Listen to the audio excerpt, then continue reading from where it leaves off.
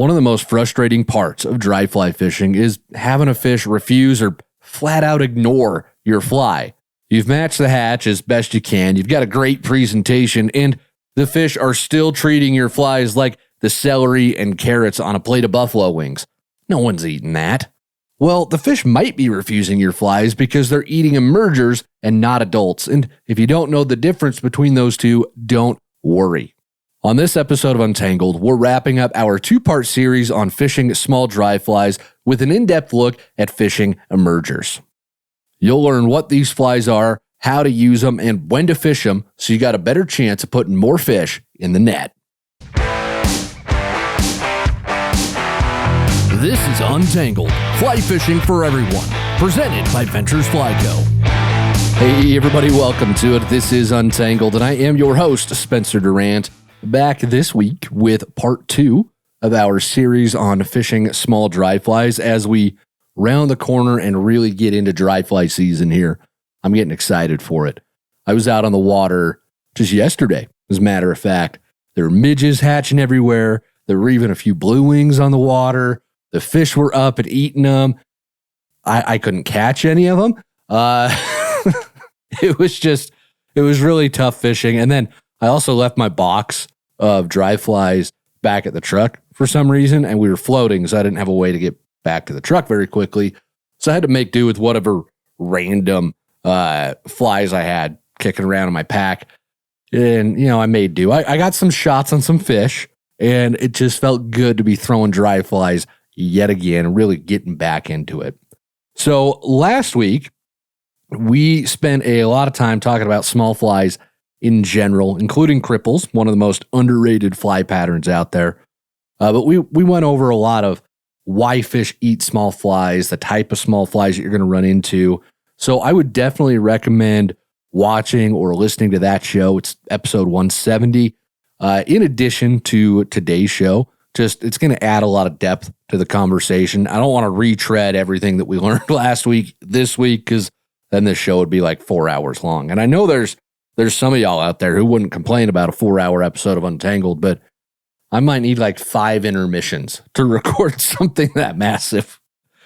Oh, anyways, so what we're going to do today in this part is we are going to take a closer look at the aquatic insect life cycle. And we're going to talk about the differences between duns and emergers, which we mentioned to open the show.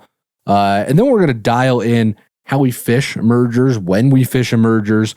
And emergers, they're just another small dry fly that we can use that can be fairly tough to fish, especially if you're on tailwaters or spring creeks. It could be some of the most challenging fishing that you'll run into. So first off, let's define some terms so we're all on even footing here. What the heck is an emerger? Well, aquatic insects, they go through this life cycle stage where they hatch from little eggs on the bottom of the riverbed, and then they go into either a larval stage or directly into a pupal stage, depending on which one they are. But they spend a lot of time, and that's the stage that we commonly refer to as the nymph, right? They're just underwater, they're growing, they're getting ready to leave the house, they're learning how to do their taxes. They're not learning how to balance a checkbook because it's not 1990 anymore. Put your checkbooks away. And if you don't take PayPal or Venmo or credit cards at your business, I know there's fees, but come on. I ran into that the other day. I had to pay a plumber who only took check or cash. I'm like, dude, I don't keep $4,000 in cash on hand. And that's how much it always costs for a plumber. Anyways, these little bugs are down there, they're growing, they're learning. And then as they're getting ready to hatch into fully winged adults, which the full adult version, we'll call it the adult, we'll call it the dun. Those are interchangeable terms, okay? But as they transform from the nymph into the adult, that's the emerger stage. That's the part of this bug's life when they move from the bottom of the river, where they spend all of their time growing, and they move up through the water column towards the surface, where they're then going to hatch, they're going to sprout their wings, they're going to crawl up on the water surface, they're going to dry their wings off a little bit, and then they're going to fly away, they're going to mate, they're going to lay their eggs, then they're going to die. It's a fairly short and tragic life cycle, but such is the fate of aquatic insects in this world. So that's your that's your slightly too dramatic aquatic insect life cycle. And this life cycle does play out for your midges, your mayflies, and your caddis. They will all go through that exact life cycle. The stoneflies don't. They just skip the emerger stage. They go straight from the nymph, and then they crawl up out of the water. They crawl out of their husk, and then they sprout their wings, and boom, they're good to go. So stoneflies skip the emerger stage, but your midges, your mayflies, and your caddis, they stay in that emerger stage. And if you're not familiar with all the other different bugs that fish eat, if all of these terms sound a little foreign to you, or it just all jumbles up in your head, you got a hard time keeping it straight, that's fine. That's very understandable. A lot of us ended up in that situation more than once. We've actually put together a resource to help you keep this all straight, figure out when the bugs are hatching, where they're hatching, and what fish are likely to eat at any given time when you head out to the river. It's our year-round hatch chart. It's completely free. You can grab a copy of it down in the show notes or right here on the screen if you're watching the video podcast. It can be a real handy thing to just keep all of this information about bugs straight in your head. Download it on your phone, reference it when you're on the water. Really helpful little tool. Now, one thing that we need to address here before we move on is the nature of an emerger, whether it counts as a dry fly or not.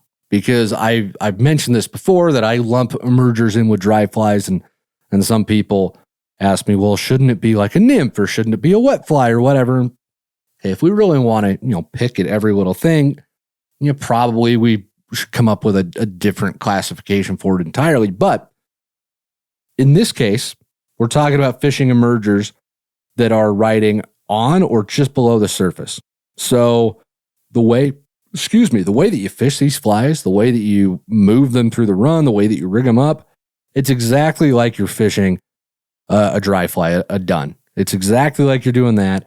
The only difference is these emergers sit a little bit lower. They sit slightly underneath sometimes the water surface. So I'm going to treat them like a dry fly. We're going to talk about them like they are dry flies, and they are small dry flies, a lot of them. Even my go-tos like my sparkle duns, a couple of my parachute. It's kind of like a clink hammer variant.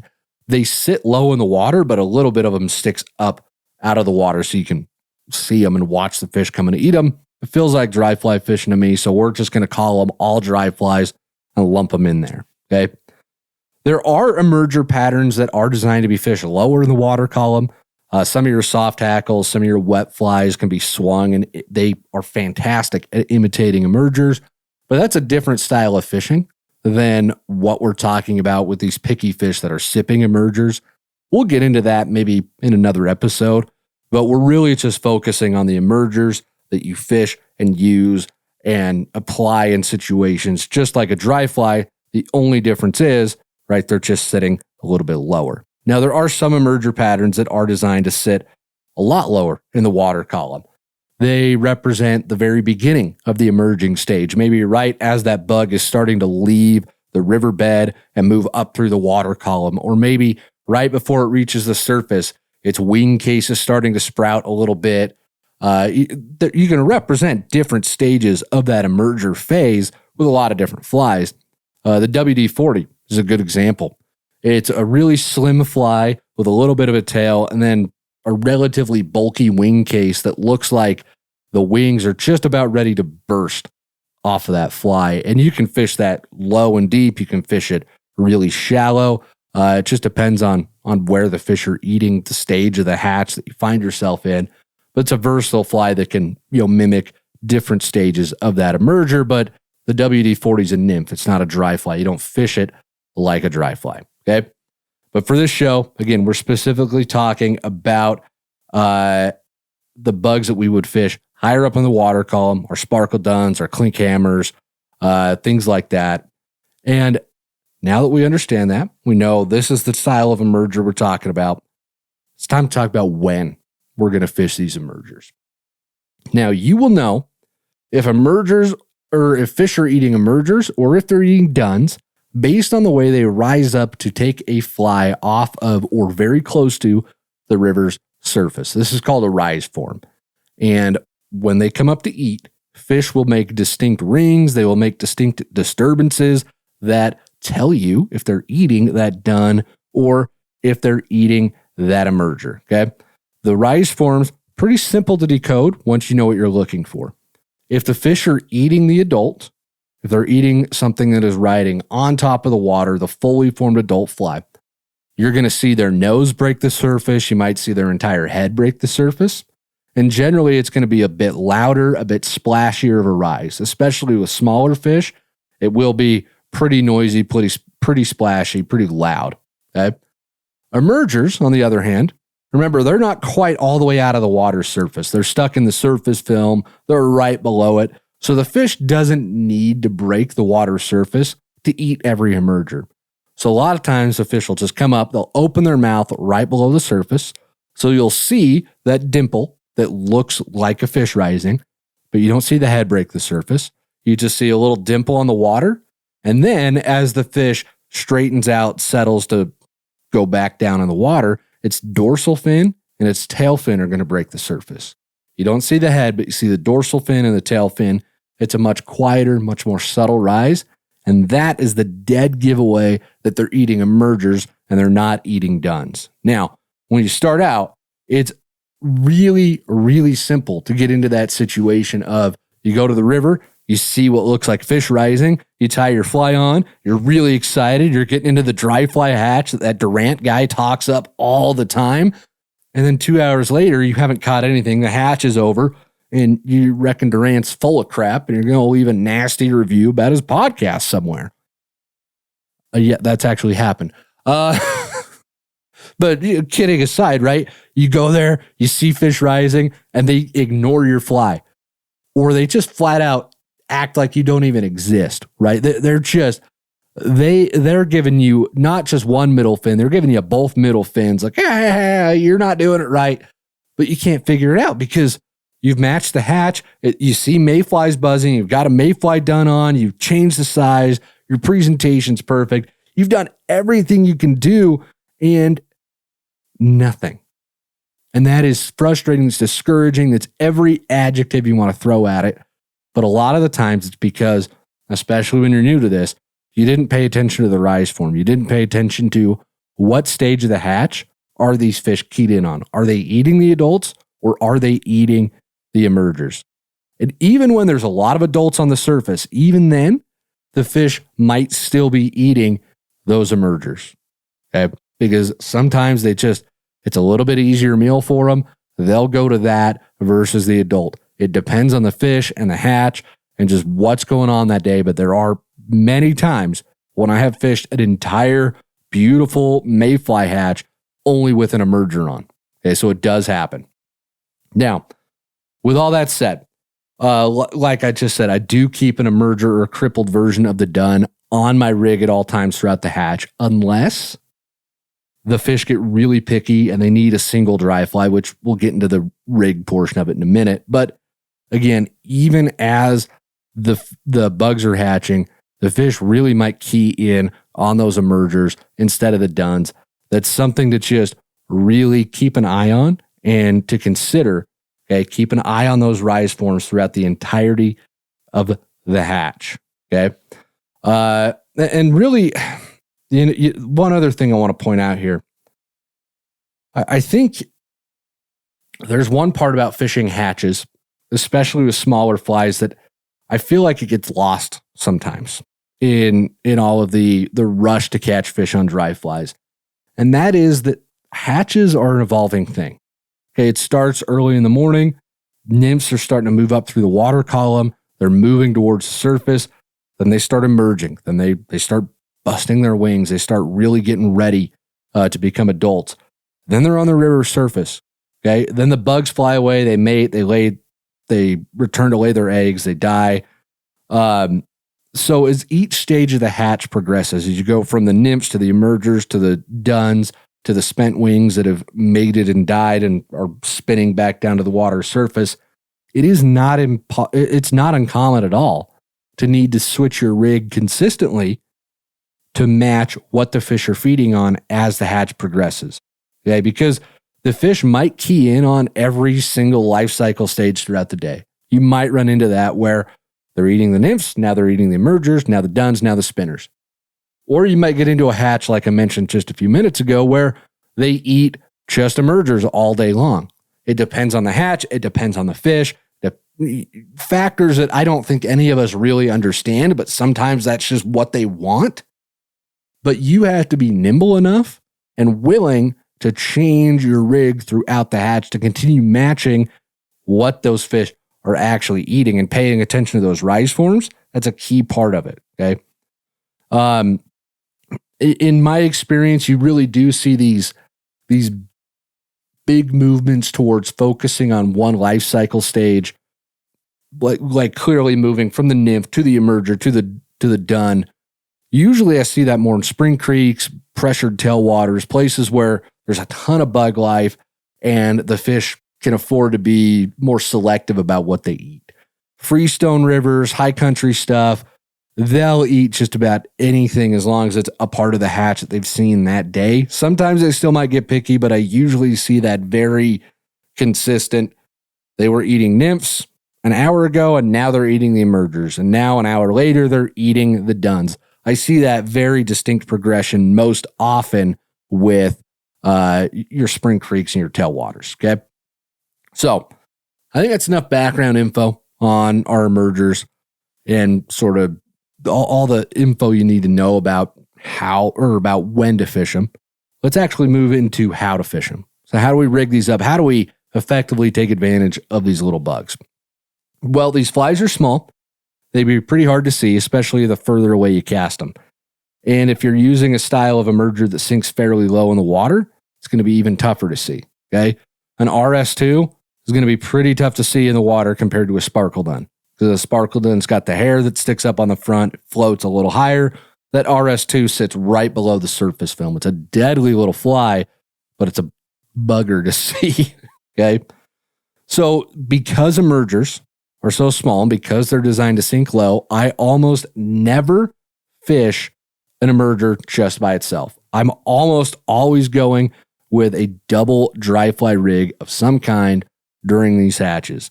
So what I'll do is my first fly in my double dry fly rig is the adult version of whatever the fish are feeding on. So if I get there and I know it's going to be a day of blue wings because that's what everybody's been telling me, or I'm just assuming that it's blue wings, or if it's midges, whatever it is, I tie that on first, and I'll tie it on at a little bit bigger size. Maybe if all the bugs on the water are an 18, I'll tie like a 16 parachute blue wing on as my first fly. Then I will stick about 15 to 18 inches of tippet onto that, and then I will tie my emerger on behind that bigger adult fly. And what that does is that gives me the ability to not only spot where my emerger should be because I can see the big fly, okay, and then I can follow it to where the emerger is.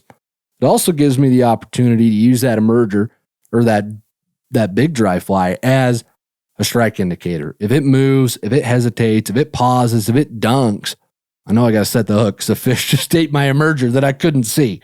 So it's a very effective way to fish in these hatches. And because you're fishing an adult that the fish are likely to see, you might get fish eating that. And it's also not going to spook them because it's something that they expect to see. Even if they're not keyed in on eating it, even if they don't want the dun at that point, doesn't matter because, yeah, there's duns on the water. They're used to seeing that. And then your emerger comes by, boom, fish eat it. It's a very effective way to do this. Now, I do tend to also, I fish a little bit lighter leaders and a little bit lighter tippet this time of year as well, and in these small dry fly hatches because you get a lot of low, clear water during spring and fall, which is when the smallest dry flies are going to be out and about. So you need smaller, softer, lighter tippet that gets you a softer presentation. So this is honestly might be the only time I legitimately downsize my tippet and my leader, because in addition to that, I also go ahead and add length to it because I want as much distance between my fly line and my flies as possible. Because again, in this low, clear water, when the fish are up eating these small dry flies, they get very wary. They get very spooky very quickly. So Your fly line landing too close, the splash of that line can be enough to spook them and put them down for a few minutes. And it's really frustrating to get into position. The fish hasn't seen you. You make your cast. You screw it up. The line hits the water too hard, and all the fish just dart off in every direction, start laughing at you. You don't want that. Trust me. It's so frustrating when that happens. So I give myself a much longer leader in that instance too. So what I'll do is I start with a 9-foot 4X leader for everything, unless I'm fishing much bigger flies, then I'll bump up to 2X. But I go with a 4X leader for just about everything. And then in these hatches, I'll tie on 2 feet of 5X to the end of that 4X leader. So now I've got an 11-foot leader. And then I'll tie my first dry fly, that bigger parachute on. And then I'll go 6X between the parachute and the emerger. Just subtle, soft presentation. 6X is a little light, but you're also, if you listen to last week's show, I'm also the guy that used to fish 9X tippet on a consistent basis. So I've really made some improvements in my tackle selection. But that's really how I rig it up. That's really how I fish them. Just in that simple order, dry fly, 15 to 18 inches of tippet, emerger on behind it, downsize the tippet in front of the dry fly. So I've got some distance between it and my fly line. And that really does seem to work fairly well for me. Now, one other thing that you're going to notice with small flies that's worth mentioning here, especially with emergers. Sometimes in these hatches, fish get really picky. They're going to start counting the tail feathers on your flies. They're going to critique your ability as a tyer. They're going to make jokes about how bad your presentation is. They're going to place bets on whether the village idiot Billy is going to eat that very clearly fake fly or not. And spoiler alert, even Billy's not dumb enough to do that. In this case, when they get that picky, fishing that double dry fly rig can work against you. Because if you're not precise and you're not very careful with your casts, it's very easy to drop your 2 dry flies into slightly different currents. So what that means is you might have just the tiniest bit of drag on your 2 flies. One might be slightly pulling on the other.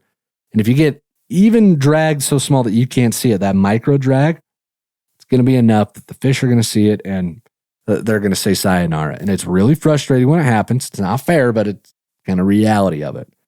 So if they are being that picky, or, if even with 6X tippet sometimes, you'll watch the flies go right over their heads and the fish just ignore it because they can see the tippet. Okay. That's another sign that the flies are fake. In those instances, it doesn't hurt to fish a single dry fly. Just cut the big emerger off or the big parachute off, fish the emerger by itself. I know it's hard to see, and I really don't have any tips for helping out with that other than practice. In fact, I was talking with my buddy Gene about this yesterday while we were fishing. I said, we get a question all the time, and Gene's, he's not old. He's just an older fella. He's older than I am.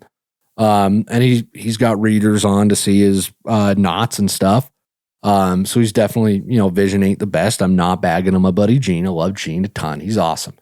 But I asked him, I said, we get questions all the time into the show. People ask, how do I see my small dry flies out in the water? I don't know how to do it. And I don't know how to help them because you just kind of do it, right? And I know that's not helpful at all, but so I asked Gene, I said, well, what do you do? And he said, it was validating because he said the same thing I've been saying for a while, which is it's practice. It's a skill. It's just like anything else. You just got to do it more and more often, and eventually you'll get better at picking out where that small dry fly is in the water. So I know it can be tough to see them, but you practice this, the more you do it, the more effective you're going to get at it. And it's not near as intimidating and as impossible as it sounds. I promise. Just practice it some more. Just make sure that you're, if you do have to go down to that single dry fly, pay attention to where you think it is. You can follow the leader. When it lands on the water, follow the leader up with your eyes. Sometimes that's a good way to spot it as well. If your leader straightens out, if it tightens, that's also another great indicator to go ahead and set the hook. But again, it's just a skill, just like anything else. So you got to practice that. And I know it's tough, but it's something, the more you practice, better you're going to get at it. So I think that wraps up our two-parter on fishing small dry flies. We nailed the emergers. We talked all about them. We talked about cripples, talked about how to fish them, some of the gear and considerations that you need to have in mind. I hope that was comprehensive. I hope questions got answered. But if you have more, you got any follow-up about anything we've talked about, please don't hesitate to drop a comment wherever you're watching or listening, and we will get back to you and see what we can do to help you out. But that is going to do it for the open of the show, and we are getting ready to move into the Q&A portion of today's episode. And every week here at Untangled, we spend half the show directly answering questions from listeners and viewers just like yourself. So if you've got a fly fishing question that you would like answered, go ahead and send those into us. There's a link down in the show notes to do that, or there's a QR code here on the screen if you are watching the video podcast. Ethan from Missouri's got our first question, writes in and says, "Greetings from the Midwest. I've had the pleasure of being introduced to fly fishing by VFC, and it feels like having that cool older cousin to hang out with to prove I'm not a little kid anymore. My question pertains to sizing my waders and boots. I'm currently shopping for my first pair of breathables and wading boots, but I'm not sure how to size everything. Should I buy a bigger size boot than my normal boots? Should I buy a longer pair of waders to have some slack in the inseam? I feel so lost. Please let me know if you have any advice and tie lines." Ethan, this is a good question. Thanks for sending it in, and thanks for the kind words as well. I appreciate it. I like being thought of as the cool older cousin, because I was the oldest cousin in the family, but I was not. I was a jerk. Just plain and simple. And I'm sure that'll surprise some of you out there listening to the show. No, I was. Well, I feel like I've apologized to everybody growing up about that, but just in case I haven't and knew me from when I was a younger kid, I'm sorry I was such a jackwagon. There ain't no excuse for that. But anyways, I could be the cool older cousin now, so it's all good. The simple answer here, Ethan, is you're overthinking things just a little bit, because the companies that make waders, companies that make boots, they've already factored in a lot of these things when they build out their sizes, when they build out their products. They'll build waders to be roomy enough that you can layer, thick wool socks, long johns, maybe some sweats or something during the winter to stay warm. They'll have room up top for maybe a larger sweater, maybe a waterproof jacket underneath the waders or outside the waders, however you want to wear it. They're built with that in mind. They're built with movement in mind. They'll have extra room. Hopefully they won't be too baggy. You don't feel like you're wearing a spacesuit. And then hopefully they won't be too tight either. So what I recommend doing is, because they've put all this time and money into figuring this stuff out, pay attention to their sizing guides and use that to buy the waders. They'll have a sizing guide that says, hey, your measurements are this, so that means you're this size in our wader. And usually those are pretty spot on. The sizes might differ from one company to another. I know I just got a pair of waders in to review and play around with a little bit. And I ordered the same size that I ordered everything else, and they were like a size too small. They were I couldn't even complete the day wearing them because they were so uncomfortable, actually. So definitely don't just assume because you're this size in one company that you're that size in another company, and make sure you actually read their sizing chart, pay attention to it. That's what I would recommend. Okay. Now, I did say all this with the assumption in mind that wader manufacturers are building a good product. They're having it dialed, and they're giving you a good product. But that's unfortunately not always the case. It's not the world we live in, especially with the really cheap stuff that's out there, like the $50, $70 waders that are on Amazon. So you're going to find a lot of variability in quality in the wader world. And some folks don't mind it. Some folks don't mind if their waders don't fit exactly right, or if their waders don't have a lot of pockets, or if they're made out of thinner, maybe less durable material. It doesn't bother some folks because maybe they're only fishing 10 or 20 days a year. They're not doing a lot of hiking. They're not doing a lot of bushwhacking, right?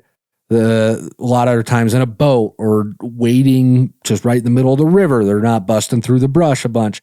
And that's fine. If that's your fishing and that's what that's your living real life, I am not knocking that at all. I'm just saying the folks who have that kind of experience might not care so much. They might be fine to make compromises in their waders because it doesn't matter. I'm not out here very much. I'm not really going to abuse them a ton, and it's fine. I just want to stay dry. And boom, wonderful. You have figured out what kind of product you need. You've got it, and that's fantastic. Okay.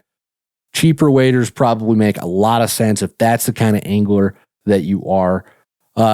They're probably going to leak a little sooner than later because they do cost a little bit less. They're usually made from less durable material. Every wader will fail eventually, though. There's not a pair of waders that last forever. So what you're really paying for is hopefully how long they last and then the features and the fit of them. That's really what you're paying for as the price of a wader increases. But if you're someone like me, I'm on the water more than 100 days a year. I shoot for 150. I don't always get there, but I shoot for it. I spend a lot of time moving, hiking in my waders, driving in them. I would blow through those cheap pairs fairly quickly. In fact, I did. I went through 3 pairs of a wader in 1 year once because I kept buying the same $80 cheapo pair from Sportsman's Warehouse back in the day. They just didn't hold up like I needed them to. They weren't built with my use case in mind, and they just didn't stand up to the amount of fishing that I was doing, the amount of hiking I was doing, the amount of busting through the brush that I was doing. I just busted through them. So for someone like me, it made sense, and it still makes sense as much as it hurts the pocketbook sometimes to spend a little bit more on waders, okay?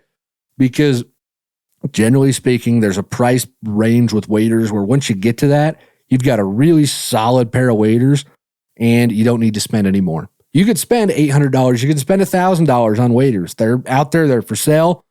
And I've used them. I've worn them. And they're great. They're wonderful products. But there's nothing in it that says, oh, I need this. There's nothing in it that jumps out and screams at me and says, I have to have this versus, honestly, about $300 to $500-ish. That's kind of been the sweet spot where I've found waders that have a lot of the features I want, have the durability I want, have the warranty that's going to work with me, but don't feel like they're breaking the bank for where I'm at, what I'm able to buy. And I'm not buying $500 waders every year, right? That's every 3-4 years maybe. But for me, that feels like a pretty good trade-off in value for my money, what I'm getting in that $300 to $500 range. You don't need to spend $800 to get a good pair. They're wonderful. Again, if you want that, if you like the best stuff, then go buy them. I'm not trying to talk you out of it. My sweet spot, my personal sweet spot for waders is about $300 to $500 is where I have found the best return on my investment for someone who does the kind of fishing I do. Now, again, if you're not someone who does that, who's a lot of hiking, a lot of walking, a lot of days on the water, if you're fewer days on the water, easy walks, easy wading, that sort of stuff, don't spend that much money. Go get this stuff that's cheaper, that makes sense for you. Go do that because that is going to probably be the better bang for your buck. I'm just trying to offer both sides of it and hope that that y'all get something from seeing both sides of the argument. Okay, because I understand $500 on waders, that ain't chump change, right? It's something I have to budget for it. I have to save for it. But again, it's something that I end up spending less if I buy those waders every 3 or 4 years versus if I bought the cheap ones, I'd be replacing those probably at least every year, if not sooner than that, just based on how much I'm able to be out on the water. And again, I'm not like, oh, look at me, I'm this amazing angler who's out on the water a ton. No, I'm very blessed, very lucky that I get to be on the water as much as I am. So that's the stuff that I use. Okay. As far as boots go, honestly, same thing. Boots are more important than waders, though, because they're the direct connection to the river. So I really recommend getting boots that are durable, they're well built, and they're actually made for fishing. Because when I started out with all this, I actually grabbed an old pair of my uncle's hiking boots, and I used those as wading boots. It was miserable. It was too tight, it wasn't comfortable, I didn't have stability in the water, they weren't made to be in the water all the time. They fell apart super quick. It was just not good. As soon as I switched to real wading boots, it was a night and day difference. I was more stable in the water. I had more control and traction. I felt more confident as a wader. So I was able to get into the river, into places that I wasn't always able to do. So that made a huge difference for me. And I think wading boots are worth spending a little bit of money on. Okay. Again, pay attention to the size charts that the manufacturers have. They've got that all dialed. And generally the fit on wading boots is solid. I've not yet had a pair of boots where I've ordered off the sizing chart, they came and they didn't fit right. You follow the size chart, you're going to be in good shape. I've actually used and reviewed more wading boots than waders. I still review gear a little bit, but that was my profession for a long time, was reviewing gear and for magazines. And so I've had the opportunity to fish a lot of these different boots and whatnot. And for me, again, for the kind of fishing I do, for the amount of time I'm out on the water, I found my sweet spot for boots is about $150 to $250. Boots in that range tend to give me that stability in the water. They're durable. They hold up for at least a couple of seasons, if not more than that. But I don't feel like, again, that's something I can budget for, something I can save for. I don't feel like it's too much money for how often I'm on the water. For you, you might be looking at the $80 to $150 boots, and that's fine. Okay, there are decent boots to be had there. I would say, though, buying a pair of boots, if you buy a good pair of boots, they're going to last you like 10 years. They will last a lot longer than waders. I think spending money on boots is worth it. I think $400 or $500 boots are ridiculous, and there are boots on the market for that price. I think that's way too much. My favorite pair of boots right now, the Squala RS boots. I've been using those for over a year now, I think. I love those things. And they're $329. So they are a little bit pricey, but they do have the carbon boots that are $289, I think, is what those ones ran. So it's a little bit cheaper. Corkers makes a bunch of great boots too. They've got a whole bunch of boots in that like $200 to $250 range. And they've got some really solid ones below $200 too. Corkers just makes a great product as well. So honestly, you can't go wrong with Corkers or Squala. The Squala boot's great for me because it's so stiff and has so much ankle support, which is good because I have the ankles of like a glass ballerina. You know, you blow on them wrong and they're going to shatter. So I need all the ankle support I can get out of my boots. But I would tell you, spend money on boots. I think it's worth it. Spend a little bit more maybe than you're comfortable with. Get a pair. Again, a good pair is going to last you like 10 years. So I think it's worth having a little bit more money into your boots, even than your waders, to be honest. The waders will fail or wear out way before a good pair of boots will. So that was probably a much longer answer to your question than you wanted, but hopefully I answered it somewhere in all that rambling. I appreciate you sending it in. Travis from Utah has our next question, writes in and says, "Hi, Spencer. I'm sorry that I have to hit you with a fly rod question. I know you hate those about as much as you hate Diet Coke. I found a great 4-weight fly rod that I love for fishing on small creeks and with dry flies and dry dropper rigs. I spent a lot of time and effort researching and testing to get that rod. I find myself wanting to get a 6-weight rod for larger water, larger flies, and still water. Would it be safe to say I could just go buy the same bottle as my beloved 4-weight, just in a 6-weight? Or would I be doing myself a disservice by not test casting other brands and models? Putting in the research and effort is fun to me, but it also takes from my time in the water. Nobody likes having less of that. Thanks again for all y'all do." Travis, that's a good question. It honestly depends on the rod company itself. Because some rod companies, what they'll do is they'll prototype a new rod family in a 5-weight because something like 70% of all fly rods sold in the US are 9-foot 5-weights. So they'll prototype it as a 5-weight first. And then they'll just adjust the taper and the length to fit to be the 8-foot 4-weight or the 7.5 3 or the 9-foot 6. They'll just adjust it, but it's like a 5-weight at heart, but then they just tweak it to make it fit other configurations, if that makes any sense. And that's an effective way to do it. I'm not knocking a company for doing that, but you don't always end up with rods that feel consistent from model to model when you do that. So the 6-weight might not feel the same as the 4-weight, based on the company that's doing it. A lot of the higher end rod companies these days are building rods much more individually.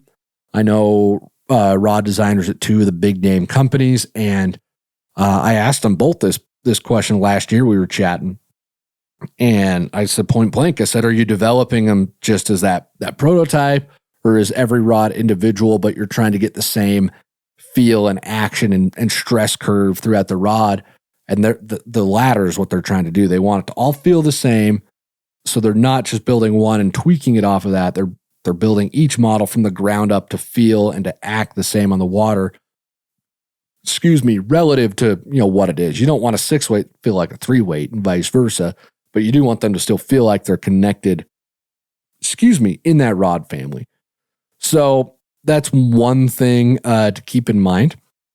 I also think it depends on if you want the same action that you have in your 4-weight that's for a 6-weight, that you're looking to throw larger flies fishing on larger water. Now, I personally love moderate action rods. I tend to love slower action rods even more. That's the kind of rod that I tend to fish with most of the time. That's what I reach for.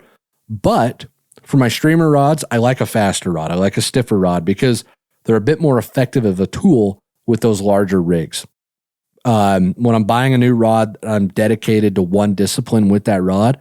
I'll take the use case of that rod into account. That really dictates what I'm looking for. Okay. I would say that it's worth test casting some other models because you might decide that you like something else better, especially for the different applications of what you're looking for here. Okay. What I want out of my 4-weight is very different than what I want out of my 6-weight. Now, just to give you a real life example of this, we're actually releasing a 4-weight and a 6-weight this year at VFC. We've spent a good deal of time tweaking our designs. We've really finalized them. Our fingers are crossed that we can drop them this summer if production goes smoothly. We really want that to happen. But the 4-weight we settled on for the 4-weight that we're selling, it's a lot slower. It's a lot softer. It's pretty light in hand. It is, I think, the softest rod by far out of our lineup. But then the 6-weight that we settled on, it's fast. It doesn't have quite as much feedback, but I like that for the 6-weight because I like a rod that's just going to kind of launch, especially my streamers, my sink tips. It just has the backbone to just pick up and throw. And then when you do load that rod with a sink tip, with a streamer, with a big hopper dropper rig, with a big nymph rig, all that weight bends the rod a bit more. You end up getting feedback out of it, right? But just lawn casting, it doesn't feel like you get as much out of it. You rig it up on the water, it's a completely different story. And I initially didn't think I was going to like that 6-weight. I thought the slower action 6-weight was going to be my favorite. But Alex and I, we actually fished them. I fished one day and then the other day once we narrowed it down to 2. And both of us independently said, yeah, we like that faster 6-weight better. It just is better at being a 6-weight than the slower 6-weight was. So to make a long story short, go try to cast some other rods because you really might surprise yourself with what you like, what you don't like based on what you're trying to accomplish with that rod. So hopefully that helps. Appreciate you sending the question on in. Eric from California has our next question, writes in and says, I've been listening to the recent podcast discussing the various lines used for nymphing and fishing streamers. Do you keep an assortment of reels loaded with different lines so that you can swap them out easily? Where do sinking leaders fit into this equation, and when can they be used effectively? When, if ever, is a standard floating line with a sinking leader an effective setup? Thanks a million. Love the podcast. Eric, you got some great questions here. Appreciate it. So my current lineup of reels and lines looks like this. I've got a floating line matched to my rod. So the line I pick is designed for what that rod's intended for. So on my 4-weight, it's dry fly line. On my 5-weight, I've got all-purpose line that's a bit heavier, designed for a bit more versatility. On my 6-weight, I've got heavier line designed for bigger flies and bigger rigs. But I've got floating line matched to my rod on reels for my 2, 3, 4, 5, and 6-weight rods. That's what I fish consistently is my weights 2 through 6. I've got 7 and 8 weights. I sold my 1 weights and my 0 weights, thank goodness, because those were just ridiculous. But those 2 through 6 is what I'm fishing a lot of these days. I do have sink tip line for my 6, 7, and 8 weight rods. And I do have a few different sink tip options. I've got some sink tips that sink faster, some that sink slower, some sink tips with much longer heads, some with shorter heads. So for my reels, for my 6, 7, and 8 weight rods, I do have reels with extra spools so that I can have all those extra lines spooled up and ready to go. I don't have any specialized line for nymphing. You don't need special nymphing fly line at all. Even if you're Euro nymphing or tight line nymphing, you don't need it. You can buy it. It can help with the overall sensitivity of the rig in some cases, but I just use the all-purpose line that's on my 5 and 6 weights for nymphing, and that works fine for me. I've not had an issue with it. I also have a lot more lines and spools than most anglers I know, and I probably need to thin the herd. I mean, I've got reels and lines set up for fishing saltwater, for salmon fishing, freshwater lakes, streamers on rivers. It's ridiculous. And I haven't been salmon fishing in 2 years, right? It's just, I could probably just rent or borrow from what I need from people. But I'm like, oh no, I'm going to buy it. Now I've got it. Now I've got more reels than I know what to do with, and more lines. It's out of control. So if you start getting into all that stuff, though, if you start doing saltwater fishing, you start doing salmon fishing, you're doing a lot of lake fishing, I do think it's worth getting specialized fly lines for that occasion. If you actually listen to episode 167 of the podcast, Alex and I talk about how a certain special streamer line works so much better than my usual sink tip line for the conditions we were in. Sometimes you really are going to see fly lines have that much of an impact. But for the average angler who just wants to try streamer fishing on rivers, just grab a sink tip line and buy it in the right weight for your rod. And then just look for a line like that's a moderate sink with maybe like a 15 or foot long sink tip. That's just a really good all around setup. It's going to handle a lot of river fishing, even some lake fishing. You do not need to load up on all the different lines when you're just dipping your toe into the experience of moving away from floating line doing everything for you. As far as the weighted leaders, Versa leaders, poly leaders is what they're called, I think, are the brand names. I really don't use them. They tend to get used a lot in spay fishing, and then also for swinging wet flies or soft tackles at a certain depth. I just don't swing wet flies very much. I don't have anything against them. It's just not my favorite way to fish, so I don't do it very often. I very rarely spay fish. I caught one rainbow on trout spay last year, and I'm hoping to at least double that this year because it is fun to do. I just need to do it more often. But those sinking leaders, they get most of their use as kind of like a stopgap option for a sink tip line. So what you can do is you just attach them to your floating line with a handshake knot or a loop-to-loop connection, and then it basically creates your own sink tip onto your line. And you don't need to swap out an entire spool, carry a spool with you all day that's got sink tip line. They're definitely effective for that, for sure. I know some anglers who really love them. They use the sinking leaders that way. They'll work on lengths as well. They're usually designed to sink fairly quickly, so they're going to help pull your floating line down, get your flies right where they need to be. They can be an effective choice. I just don't use them that often because when I'm fishing sink tip lines, I'm usually doing it out of a boat or I'm on a lake and I'm fishing that all day. And I'm close enough to the truck that I'll usually just have two rods. I'll have a sink tip line and a floating line rigged up so I can switch between tactics as the situation, as the day calls for it. That's just kind of what I do. If you're not in a boat, you want to cut down what you're taking with you, then those sinking leaders can be a great option. Definitely not trying to talk you out of them, just giving you my perspective on them. Again, they just attach your floating line with that loop-to-loop connection. They just sit in your vest. They don't take up very much room. They can be a really great option if you don't want to invest in all those spools, all those new lines, and just have the option to get your flies down deeper when you need them to. But that's really it. That's what I got for you there. Hopefully makes some sense. And if you got any more questions, please let me know. That's also going to wrap up the Q&A portion of the show this week, folks. And it is time to move on to the Live Real Life moment of this week's episode.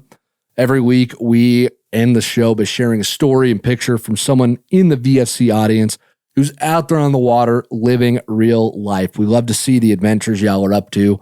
That's what VFC, what Untangled's all about, is living real life and helping you do it. So if you've got a live real life moment that you would like to share with us, there's a link to do that down in the show notes or right here on the screen if you're watching the video podcast.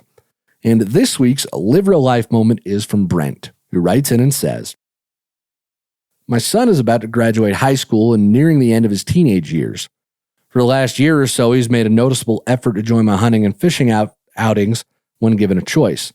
The last fish he caught on a fly rod was about 7 years ago. Unfortunately, circumstances, luck, or opportunities just haven't gone his way. He's caught some fish, but landing them has been a challenge. As a side note, he was born with a very rare condition where he didn't have any web spaces between his fingers. He required 10 surgeries to open the web spaces to give about 80% functionality in his hands. As such, we've had to find ways to adapt. Despite some of the challenges physically and with the fish, he didn't give up. With Idaho's spring runoff in full effect, we went to a reservoir known to have big rainbows. We drove 3 hours and spent 8 hours on the water trying to land a fish. During the morning bite, Murphy's Law was in full effect. On our three-person boat, we had 2 slip knots, 2 broken tippets, and 1 head shake that ended in a lost fish. As the day was coming to an end, another 3-hour drive looming, we stopped at one last spot just before the boat ramp. The day was looking like it would end like many others. My son would make the self-inflicted rite of shame back home. I made one last fly change for him, one that we had tried already, a black balanced leech pattern. In the interest of time, I skipped a dropper. He made a few casts, stripping the leech back each time. I made the suggestion that he let it sit out there for a bit.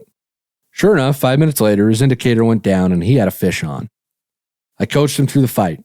Mistakes were made with a little too much slack, but the fish stayed on. Guys on nearby boats were cheering for him. Then, the stripped line got hung up around the reel, but we got it straightened out. After a couple runs, he got it near the boat and I was able to get it into the absurdly large net. When the fish was secured, he breathed a sigh of relief. His hands were trembling and his heart was racing from the adrenaline. By divine intervention, a stranger on shore was taking bird pictures and caught the action with his telephoto lens. I don't think he's stopped smiling since. It was a tough day, but perseverance paid off."